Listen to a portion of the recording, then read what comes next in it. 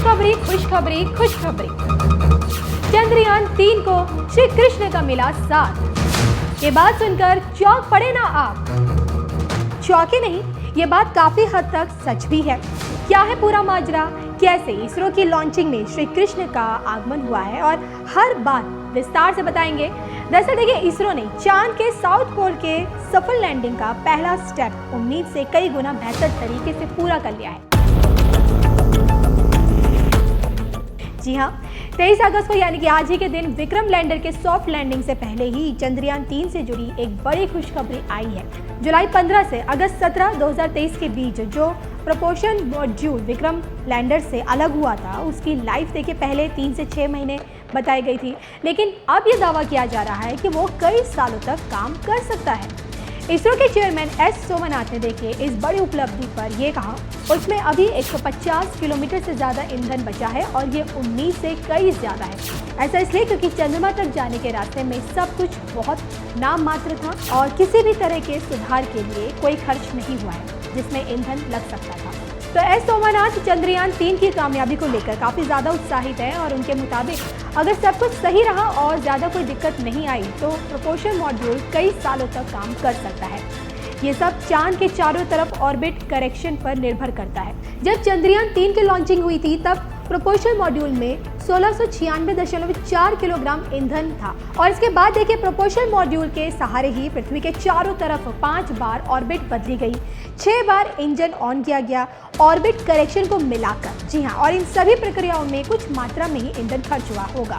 हालांकि देखिए इन सारे ऑपरेशंस में कितना ईंधन खर्च हुआ इस बात का ब्यौरा तो अभी नहीं है, लेकिन चंद्रयान 2 के समय की शुरुआती गणना से इकट्ठी की गई तथ्यों के हिसाब से देखिए वैज्ञानिक आकलन कर रहे हैं, क्योंकि इसका मिशन प्रोफाइल 2019 के समान ही था। चंद्रयान 2 का ऑर्बिटर अभी तक काम कर रहा है, तो चंद्रमा 3 के प्रोपल्शन मॉड्यूल में तो देखिए बहुत ज़्यादा ईंधन बचा है, तो ये कई सालों तक काम कर सकता है।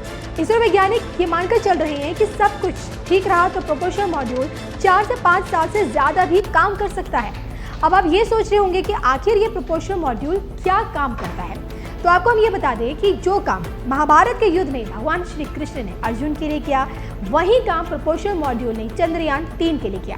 प्रोपल्शन मॉड्यूल एक प्रकार से चंद्रयान 3 का सारथी रथ है। जी हाँ, जिस पर सवार होकर ही लैंडर विक्रम और रोवर प्रज्ञान चांद तक पहुंचे हैं।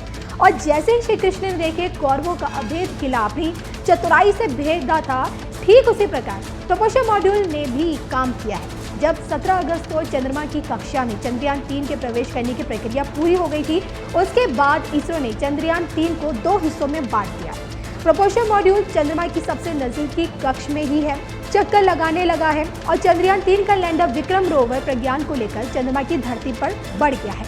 तो लैंडिंग के बाद रोवर प्रज्ञान 14 दिन तक चंद्रमा की धरती की रिसर्च करेगा और सारी की सारी जानकारी लैंडर विक्रम को देगा।